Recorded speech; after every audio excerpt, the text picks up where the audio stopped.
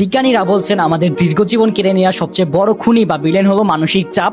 যখন আমরা টেনশন করি তখন শুধু আমাদের মন খারাপ হয় না, আমাদের শরীরও ভিতর থেকে ভেঙে পড়ে।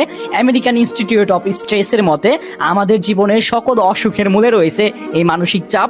কিন্তু এটা কিভাবে ঘটে, চলুন দুটি মজার কিন্তু ভয়ঙ্কর গবেষণার গল্প বলি। ক্যালিফোর্নিয়া বিশ্ববিদ্যালয়ের গবেষকরা কয়েকজন মায়ের উপর একটা গবেষণা চালান। একদল মা যাদের সন্তানরা সুস্থ আর অন্য দল মা যাদের সন্তানরা দীর্ঘদিনের অসুস্থ। দেখা গেল অসুস্থ সন্তানদের সেবা করতে চেয়ে যে মায়েরা প্রচন্ড মানসিক চাপে ছিলেন, তাদের শরীরের কোষগুলো সাধারণ মানুষের চেয়ে অনেক দ্রুত বুড়িয়ে যাচ্ছে। আমাদের কোষের ভিতর টেলোমিয়ার নামে একটি অংশ থাকে যা কোষের বয়স নিয়ন্ত্রণ করে।